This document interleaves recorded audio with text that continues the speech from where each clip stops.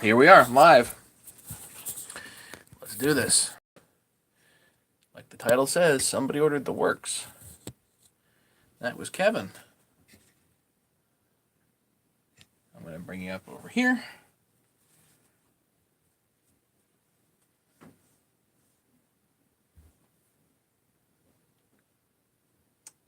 Let's see. Hang on.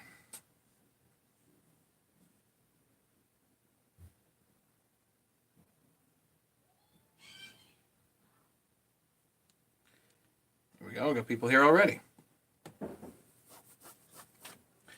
Somebody ordered the work, so I got to pack it up. How's the audio? Is it okay? Yep, that's okay.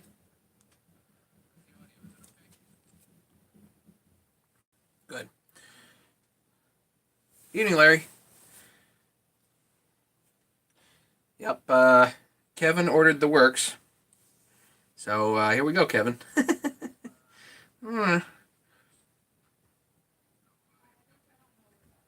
John, TD.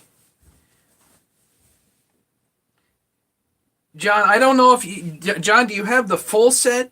Kevin wanted the full shoot. Like, he's like, I want everything you got. It's like, okay.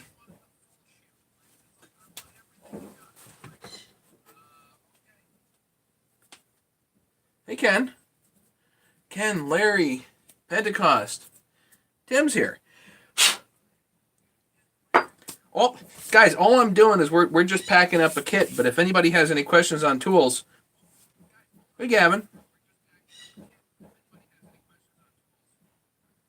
John, buddy, you've been putting up some really hot saws lately. I keep watching those videos, man, and those things are cooking.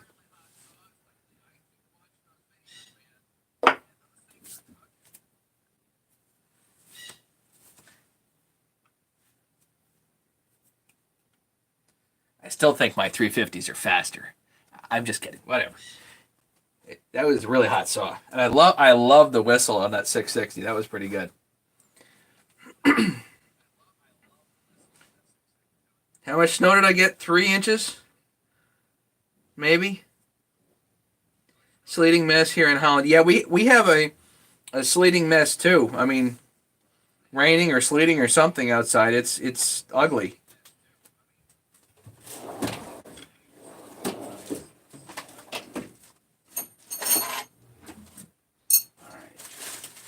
Here's hoping I can put everything here together for Kevin, and I don't forget anything. There was a comment. The doc commented on this this morning on Arbor's site. So I guess one issue that he had was that he's bending these, and I'm like, well, I guess on one hand, so what? Here's the problem. Here's the problem. So, well, okay. So we have 3/4 inch rods. They have a 3/8 inch hole here for the handle. This is a 3/8, and this is darn hard to bend even at that length. But apparently he's bending these. And the thing is that I originally started out with the 5/8 rods with 3/8 holes, and it was just it's just too big, and there's just not enough meat left in there. So really the next thing to do is do 5/8. These are the longest bolts you can get down at Tractor Supply, and I think they're plenty long. You don't really need them any longer, but they're, pennies a piece. So if you bend one, really, so what? Just go get another one, down at Depot or Lowe's or Tractor Supply, wherever. These are really not that expensive. You can, of course, get threaded rod, too, 5/16 threaded rod, and make it any length you want. So I'm hesitant to change the design at all. I mean, I know he was thinking about, hey, temper the rod or something, but for the money, there's really no point,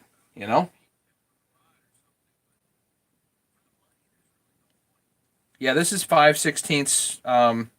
It's regular, coarse thread 5/16 type of stuff.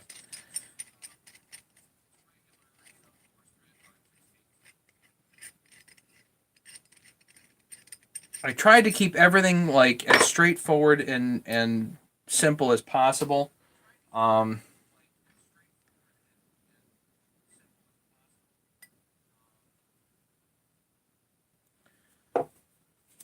Here, let me clean these up a little bit here for Kevin, because I just want to make sure that these are all good for him, you know?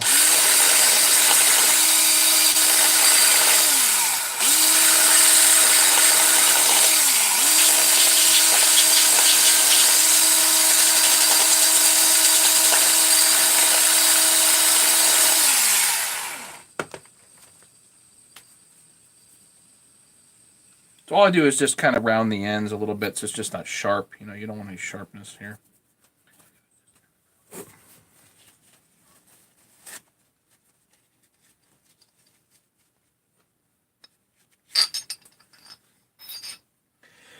Any pieces that are in there just come right out. I machine these myself, these sleeves, right on the Bridgeport. You know, they're nothing amazing.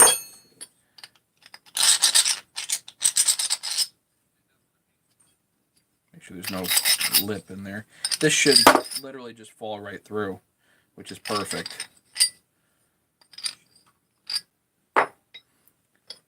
Let's clean these up too.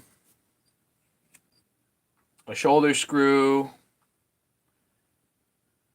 Well, you know, what you could do is take this and and put a die on here and bring it down to 5/16, and then this is a lot heavier.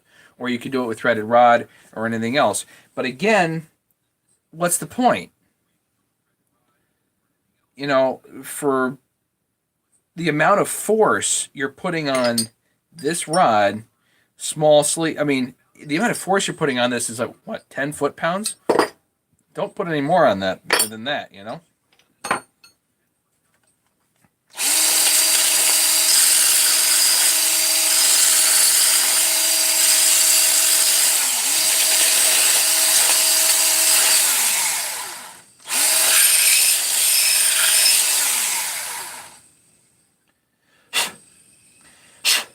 That's pretty good. I'm going to go through what all this stuff is in just half a second here. I just want to clean this up.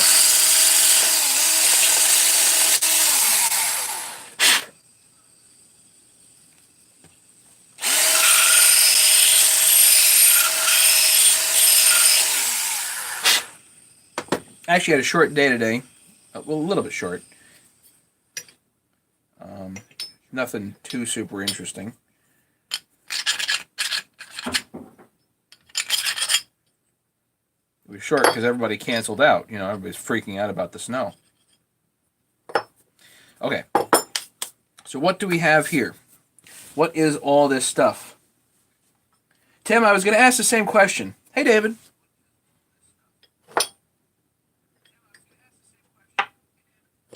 John Riley, what part of Florida are you in?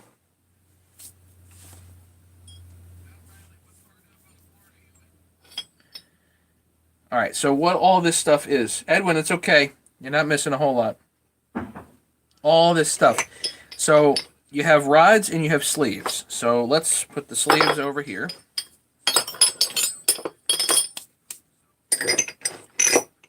So Kevin ordered the works. He wanted everything I got. And you know what? Just for... Actually, Ken, that's a good point. I was going to tell John the same thing. That circlip plier is great. I don't know why he took down the video.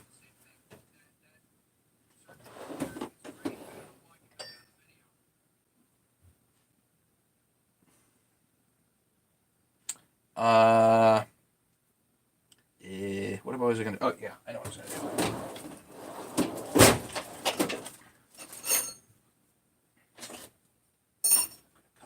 Yeah, so I'm just going to throw in an extra one of these just because it costs me nearly nothing to do that, right? So why not? Okay, so you have rods, handles, nuts, washers, sleeves. And one of these is a duplicate, so we can ignore it. So you have a small sleeve and a large sleeve, or what I consider the small and the large. And then you have, this is an 880 specific sleeve. So I'm just going to write on here.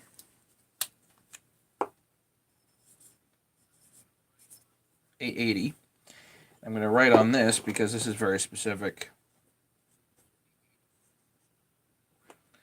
Okay. So some of these parts are very specific. And there's a reason why I don't include them in what I consider the main kit. Is because not everybody puts together 880s. And this sleeve is actually hollowed out on the end because the 880 has a proprietary bearing on the clutch side that is quite large.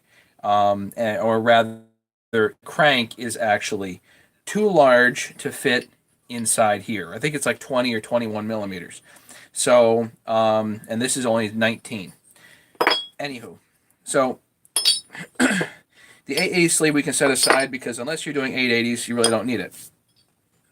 The 576 rod. Now, this, as I understand it, was a pain in the neck for Kelby to machine. So this actually was machined by Kelby. This is not machined by the new guy. This is one of a grand total of 2 I have remaining. So, Kevin, you're getting one of a grand total of 2 here. The issue with the 576 rods is these are a tad short. So, for Kevin, what I'm going to do is I'm going to include an extra large sleeve. And what you can do if it's too short is literally you can take this and stick it on a chop saw and hack off an eighth or a quarter of an inch on here on the length, and you'll be good. So again, these don't get included with the kit because how many people put 576s back together? So I'll put that aside. Okay, much more common stuff.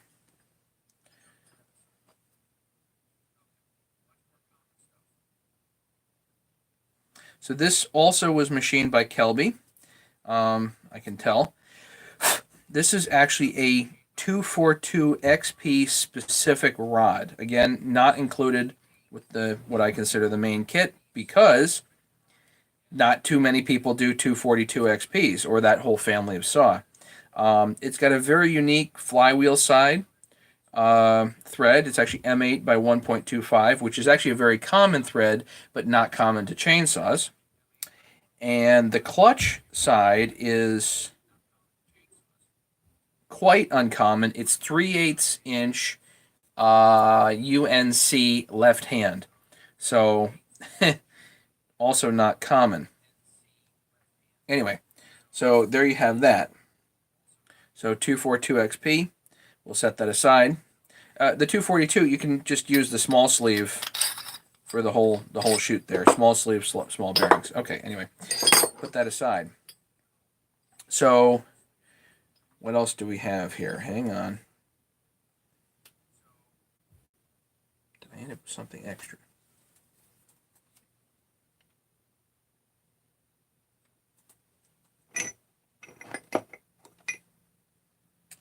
I think I have an extra in here. So this is a freshly CNC machined 661 rod. Forgive me, no, this is a Kelby machined CNC 661 rod. Where's the new one of these would be? Yeah.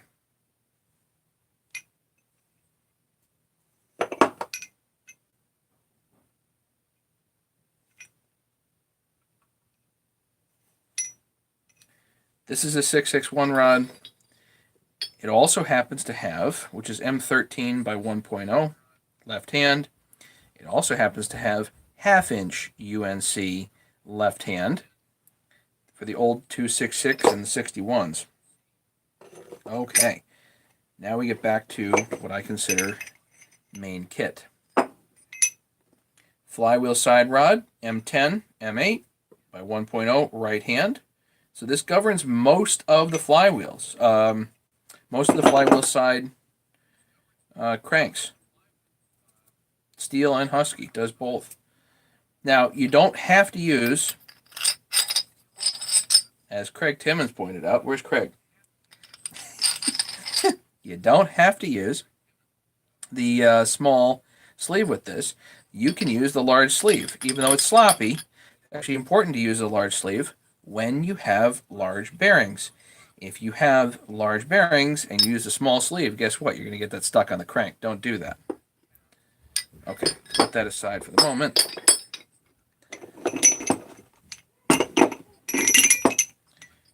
This is M10 by 1, M10 by 1.5, both left-hand side.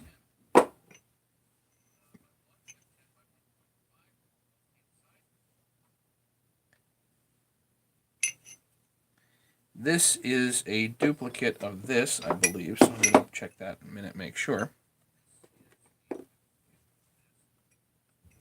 I can tell just by looking at these, M10, M12, and M14. The sides of these, and these govern most saws.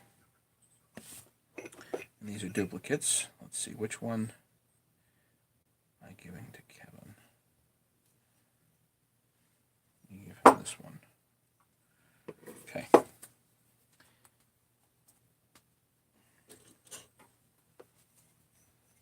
Just want to make sure these slide through and don't get hung.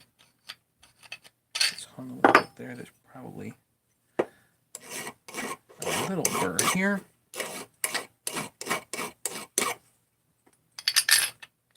There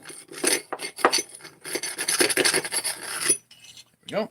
So this I can put back, actually.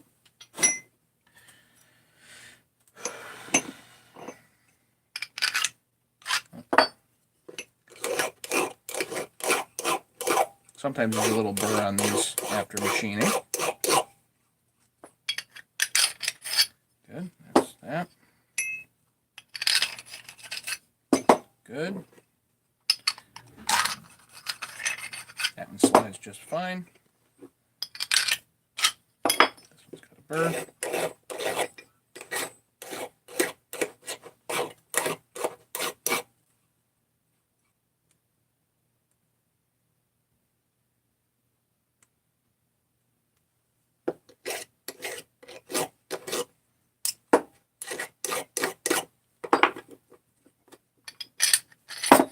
Perfect. Should just fall through.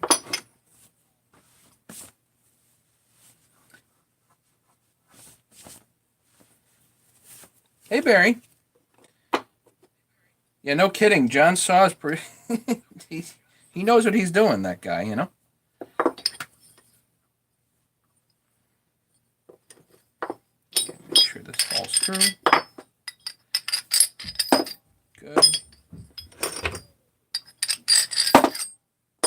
Good. This better fall through. Okay, just to measure this. So this is a regular 7-inch piece.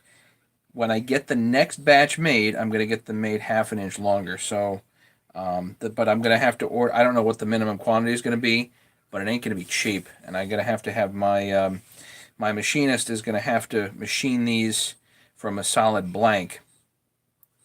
He's going to have to machine this thread, cut that hole, and thread that all in a solid blank, and it's not going to be cheap. And most people aren't ordering these. That's the problem with these rods. So I don't know what I'm going to do. If I can have a minimum order made, then they're going to sit around for a while. So if anybody needs 576 rods, let me know.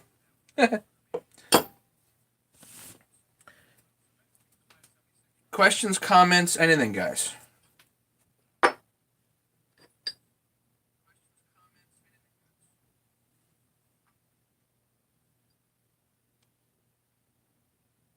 $14 people here. Yeah, John's been putting up some really cool videos lately. He's really got that that stuff down.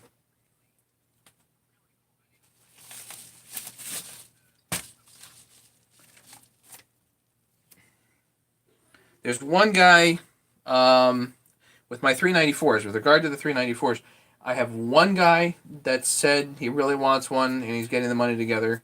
I have another guy that posted in the 394 video I did the other day, the live video, and he said he wanted one. I gave him my email address, have not heard from him. So if you haven't heard back from me, it means I haven't gotten an email from you. I'm going to put my email address here. You have to remove all but one of the ampersands, and D-Hamby. What's next on the big agenda? Other than putting this together tonight, well, I have my 394 to finish, and I'm still waiting to hear back from Eric Briggs on the intake horn. That's definitely on the agenda. When did I place the order? I placed an order with Jack Small Engines for parts. I think I'm missing one part out of the starter. It must have been 2 weeks ago that I put up that stupid order. And it finally is in stock as of today. It'll probably ship out tomorrow. And then if I can get here by the weekend, great. Then I can at least put the starter on that. I don't know. It's just silly. That's silly. So anyway, so I'm waiting on that. The other project that I want to do is I've got these aftermarket 268 pistons that I want to put pop-ups on for people that want pop-ups for their 372s.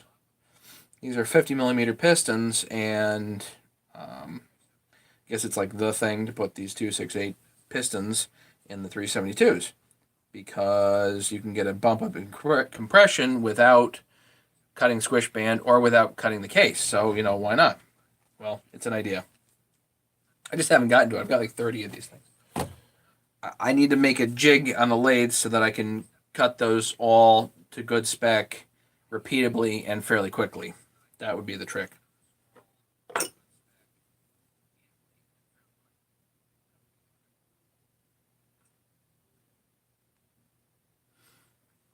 So let's see. Does that answer the question? Oh, the other thing that I'm doing, which I wasn't doing before, was I'm now actually not having to go down to the post office to ship the tools, which is awesome. I figured out how to do postage online finally, and I never had the ambition for it before, and now I finally did, and so I'm really happy with myself about that. I know it seems silly, but like, why the heck weren't you doing that before? But whatever. I mean, you get the idea.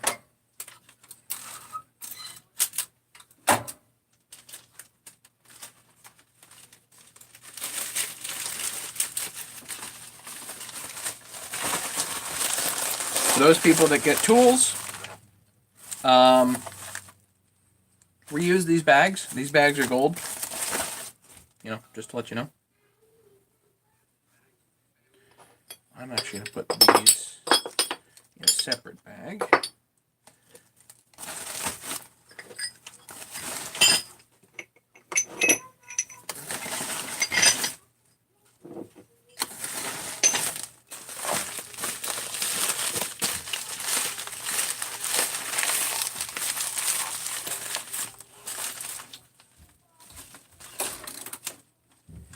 The other thing I wanted to get to this winter, and I have not gotten to, and I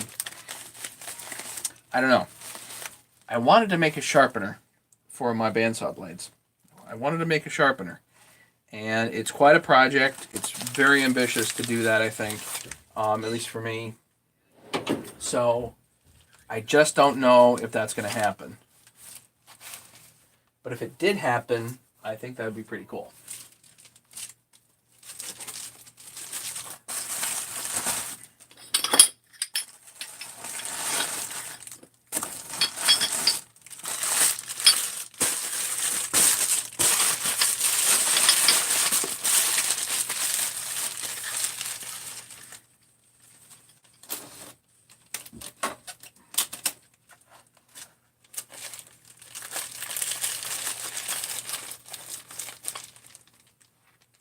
An attempt to change my 362 with a 461 for more oil flow. I know nothing about whether that would fit or not. If you can get more flow, I mean, that's awesome. I just don't know if it'll fit, you know?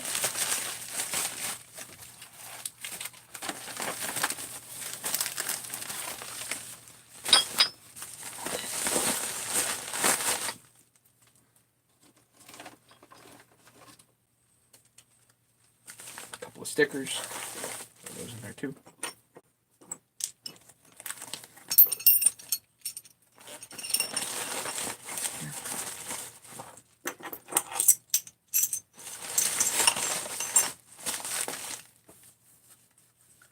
Never replaced an oil pump. Baby stuff. You can do that. You got that.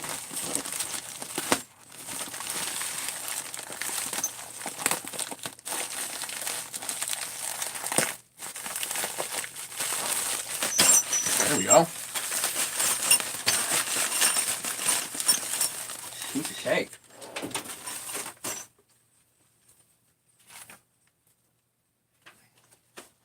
Just slap the sticker on and put it out in the mailbox. Kevin, buddy, this is for you. This is everything that I got.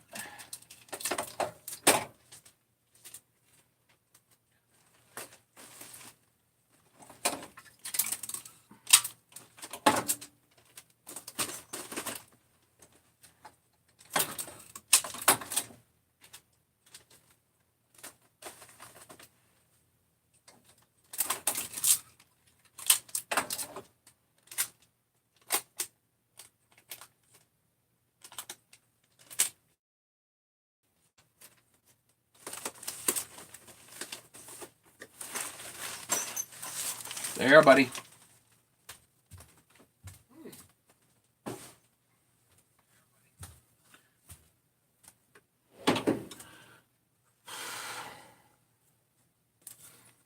Yeah, if you need to do the oil pump, I mean, you can go through pretty much any of my bolt for bolt videos. Like the 660 video might be a good one.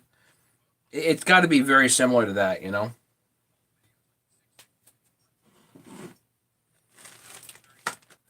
And just fast forward to the part that you need.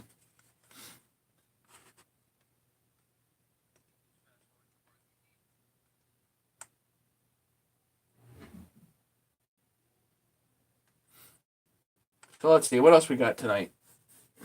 That's about it for me. I got a fairly chill day tomorrow. Nothing too crazy. Dan Furtado. Accurate Mechanics here from Toronto. How's everyone? Weather is crazy here. Hey, Dan. Yeah, weather's a little nuts here, too. We had some snow, which is, you know, not that big a deal, although for whatever reason everybody's making it into a huge deal. But today I think there was sleet and freezing rain after it, so it's been a little nuts on the road. I got lucky. I went home via just a main road and actually did really well coming home. So got home and stayed home, and that's it.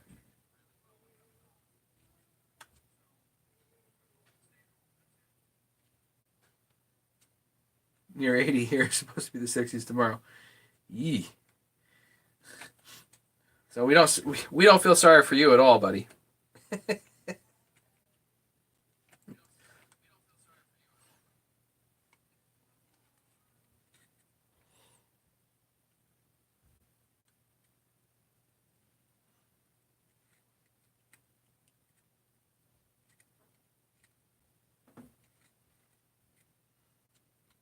Oh golly, yeah, I bet Ken's doing snowblowers like crazy.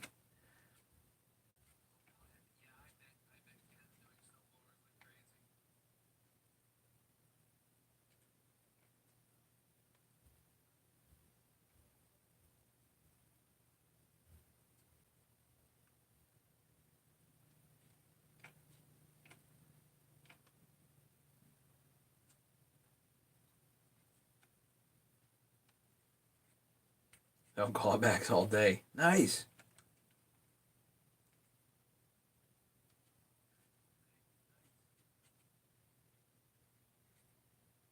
Actually, truth be told, I came home today. I was driving home and it was still kind of snowing, sleeting, whatever. And there's my wife out there. She had just finished up snow blowing the driveway.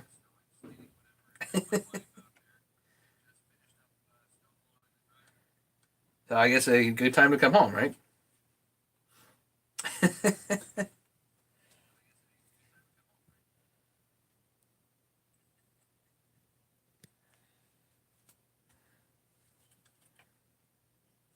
Hey James, what'd you miss? I just put a complete kit together for Kevin. Kevin in New York needed he needed the works. He needed everything.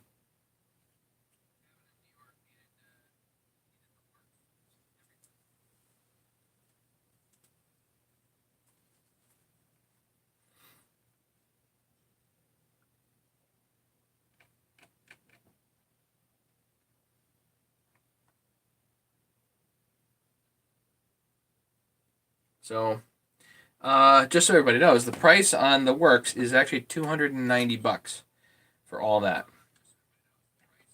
So if you think about it, the main kit, four rods, two sleeves, and all the other, nuts, washers, handles, that's 170 shipped.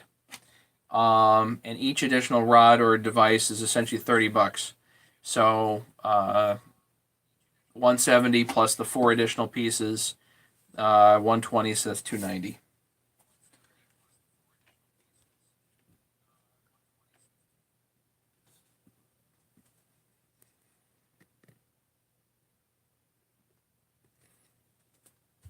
There, can you guys see me now? Not that you really need to see me. You don't.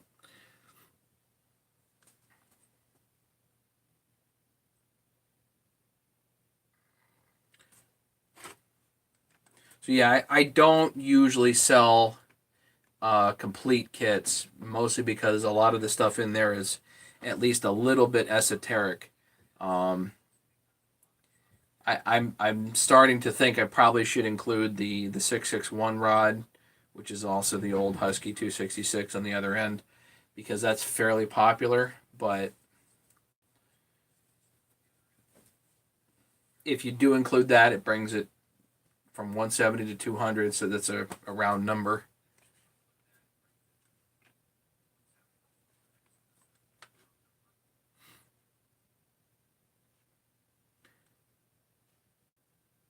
Usually the BG86 for most of the snow until the sleet started.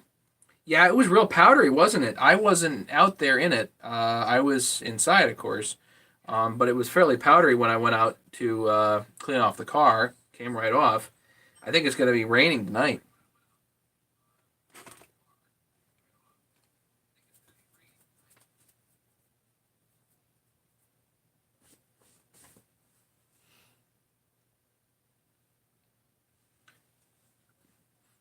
So I literally have one kit left right now. If anybody's interested, I got one, and my limiting factor right now is this flywheel side rod. But I have a grand total of one kit left.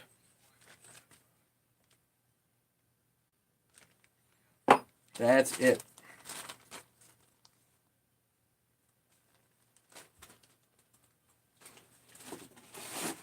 Well, I didn't get to play hooky today, but my wife and kids did.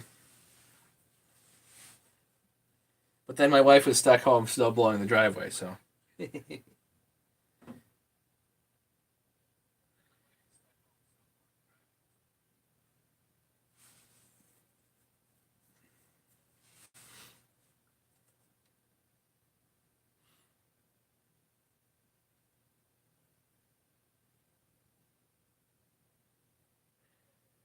Actually, did Eric Briggs come on yet? I've been waiting to hear from him. Maybe I'll call him tonight and see the status on the air horns, because that would be really cool to get going.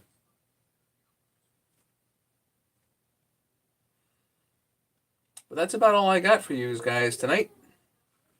Unless you guys have any questions, which anybody's always welcome to ask questions.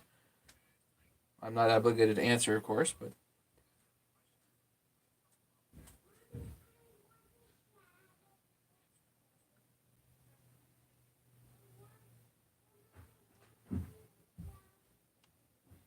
I'm willing to bet we have a school delay tomorrow. Great. All right, 394s. I still have two 394s for sale. I've got one guy that's really interested in one, but there's no money yet. So if anybody wants a 394, let me know. They're both in the videos. You can check those out. I do have T-shirts in case anybody wants T-shirts. They're the as-is shirts. That these and that. These are $20 plus shipping. I usually throw them right in one of these priority envelopes. It's $8. The price went up, so it's $28. I'm not making any money on those. Those are what they are. Do I have any new saws to play with?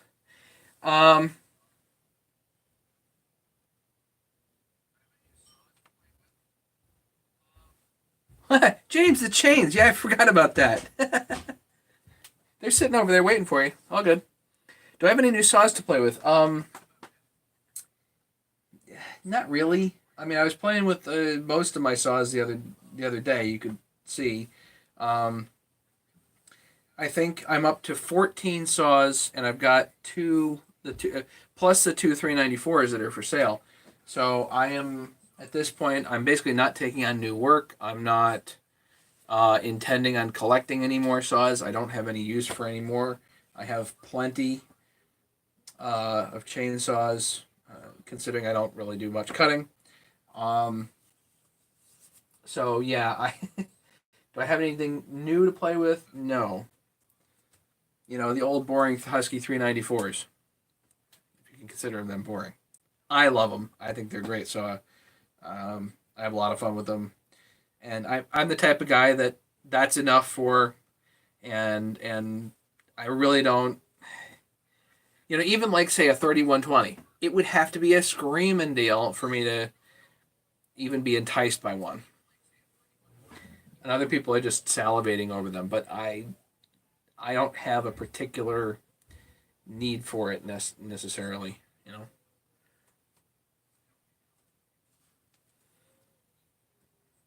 Junkyard might have some local saw shop. No, I see. I've been to the local saw shops. One of my local shops said, I asked, what do you do with saws that are traded in, that are not working? They said, oh, anything. So I said, so every single part on that chainsaw is junk. They said yes.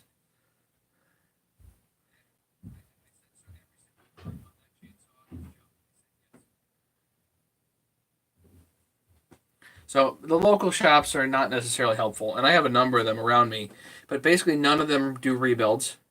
They just sell new saws. Um, I'm seeing some insane prices for stuff on eBay. Absolutely insane prices for stuff. Like there's a fairly complete 394 on eBay right now. Piston is scored, low top, missing this and that bolts. 350 plus $50 shipping. The guy wants $400 for it. $400 for a scored saw.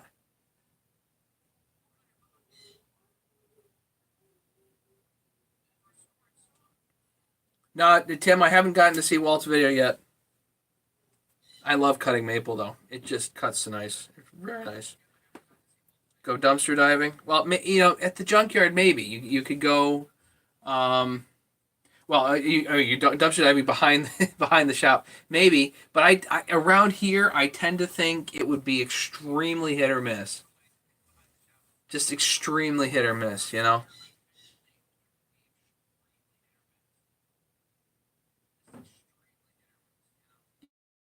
Yeah, you command some crazy prices. Occasionally you get lucky. I know there's a couple of carcasses, 394 carcasses on there right now, but for bidding, and they still want $50 just for shipping those things. So you got to be careful. Um, you got to be careful with that. I spent plenty of time in a dumpster cutting cardboard when I was working at the bicycle shop. So not necessarily opposed to going dumpster diving, but I just don't need to. And For lest anybody think that you can make money with this hobby, you can't. The only way that I can see to make money with this hobby is if you've got a really good system for selling parts. Selling whole chainsaws doesn't make you money. It just doesn't. If you can make money doing that, great. But I can't. It's just you actually make less money significantly by selling a whole running complete chainsaw than you do if you part the darn thing out, which is just tragic to me, but that's the way it is. Did Walter start the 268 piston pop-up thing? No, he didn't. No, somebody gave him that idea. I remember Mastermind commented a bit ago that he never seemed to think that it made that much of a difference, but some people like doing it. Um, every once in a while, certain fads come around and whatever. So I'm pretty sure that not started by Walt. It's not that Walt hasn't helped popularize the idea, but how many people have a lathe? So I figured I'd just cut a bunch of pop-ups at like 40 thousandths and see if they fit. You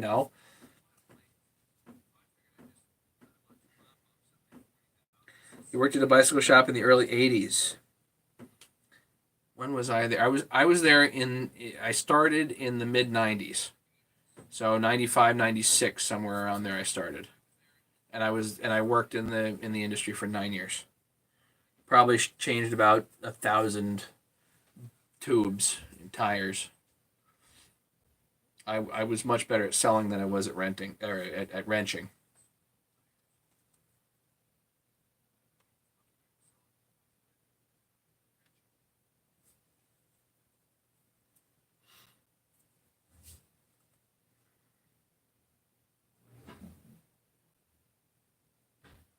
Up to 15 people. So anyway, if anybody needs tools, I'm literally down to one kit right now. I don't know when I'll get new stock. I'm waiting on these flywheel rods. That's what I'm waiting on. So I have one kit available right now.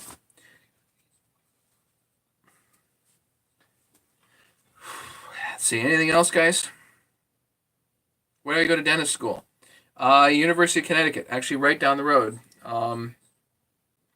University of Connecticut Health Center is right down the road here in Farmington, Connecticut. It's an enormous place. University of Connecticut's huge. The health center is huge, but the dental school is fairly small. We have like 45 in a class.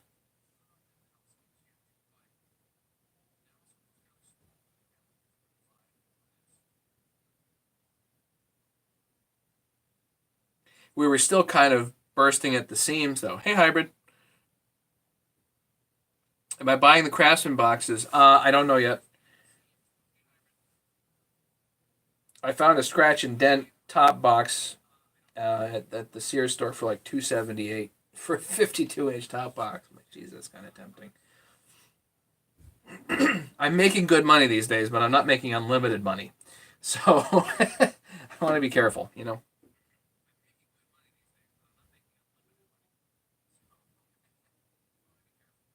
Kravitz.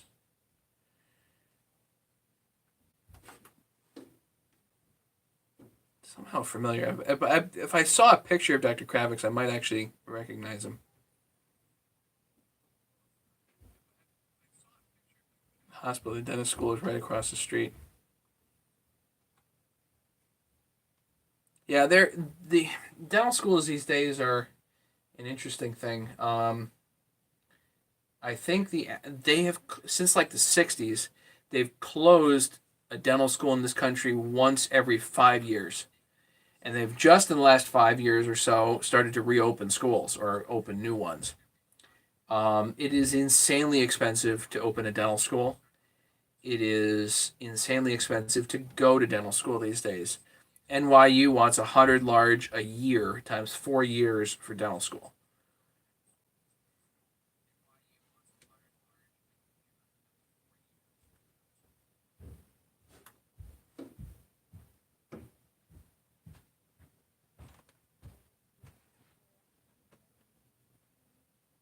A Parks work stand for bicycles? Yeah, I know what you're talking about.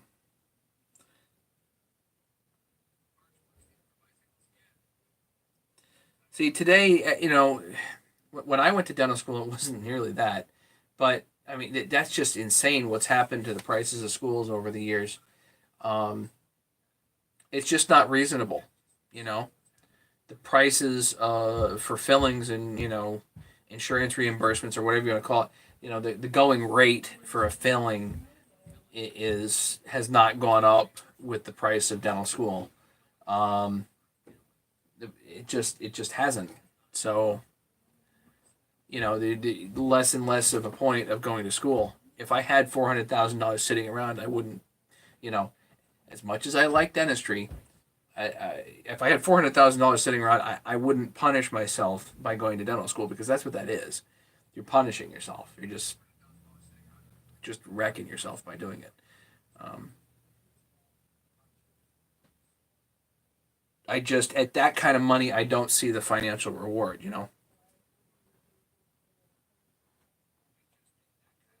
Yeah, I might have ice issues tomorrow, but it's supposedly going to be a little warmer tonight, so who knows?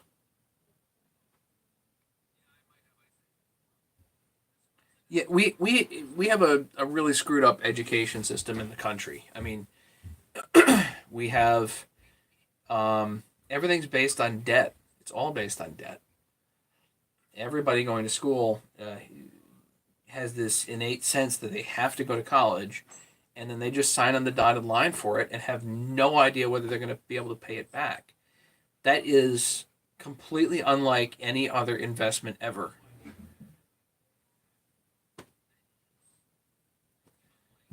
If you buy a business, you want to check and see how much it's making and whether, how many years it's going to take you to pay back the principal on buying that business. Um, just you buy a CD at the bank, you want to check on what the interest rate is. When am I going to get paid back? Whatever. College is like the only place today, or I would say overall education is the only place today where it's just like, no, I'm going 50, 60, 70, 80,000 a year, whatever it is, sign on the dotted line. What are you going to do? I don't know. Well, that's a very expensive, I don't know.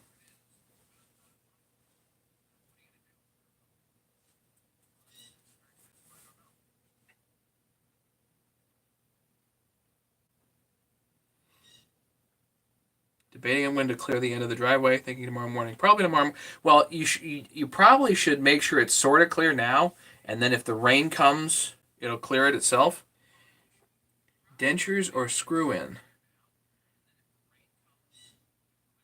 What do you mean, Tim?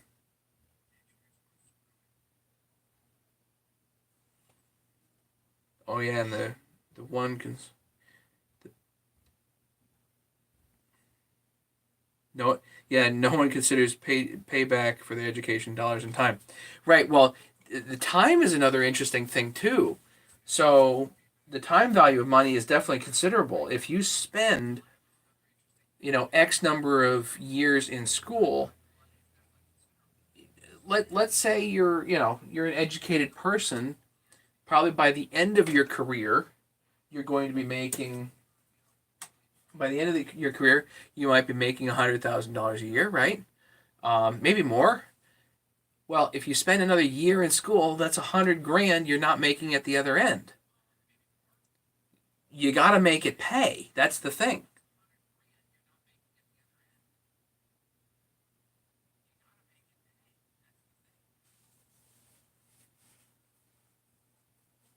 Otherwise, there's no point, and the whole thing falls apart. And I think we're coming close to that now. 4 years of lost income. That's right. I think we're coming close to that now. Is the whole system may unravel significantly because people come out of school and what do we have in this country? Over $1 trillion in student debt. How's that going to get paid back?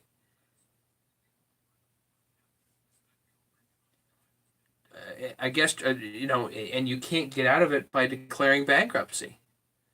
That's like the one area where you cannot get out of the debt. So it wrecks you and whoever co-signed for you. Ugh.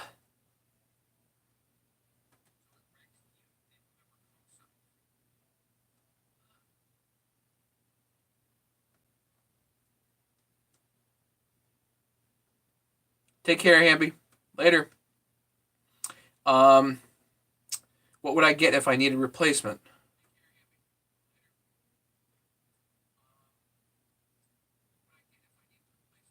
You replace a tooth? Again, just to be clear, this is not a dental channel. I'm not intending this to be a dental channel. I was just trying to literally do everything but dentistry on this channel. I'll preface it like that. And I will also say this is not medical advice. If I'm missing a single tooth, then a dental implant is what I would consider a standard of care today, which is a screw a titanium screw into bone that has a crown attached to it.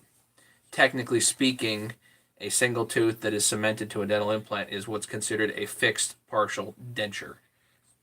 Any fake tooth, a crown is considered a fixed partial denture, just for terminology's sake. Whether crown or cap, whatever you call it, on a natural tooth is considered a fixed partial denture.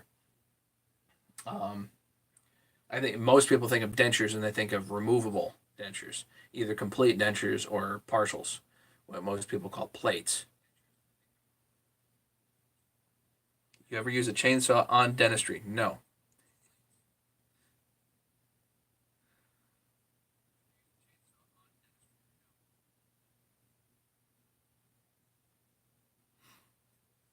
I've used dental tools to do cylinder heads, but no, not to.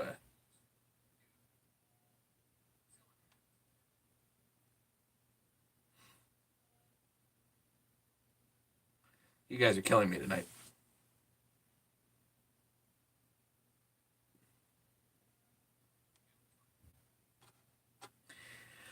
All right, I gotta go. I'm gonna go. I gotta clear my mind here. Keep pulling up pieces of paint on the floor. My feet are sticking to the floor.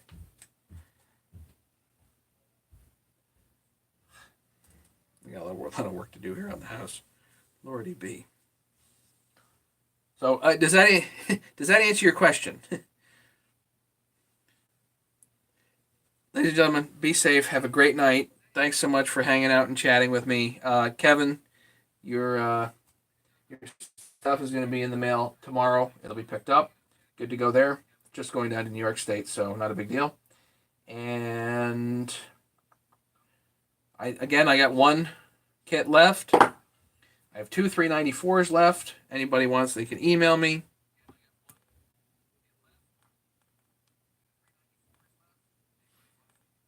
And James, I completely forgot about those chains. Remove the ampersands, and you have my email address. Did I ever find my caliper? No. Watch a guy put a radio in his truck with a chainsaw. Okay. Hey, Brandon. Have a good night, everybody. I gotta run. Talk to you later and be safe, everybody. Snow is ice bad. Be safe.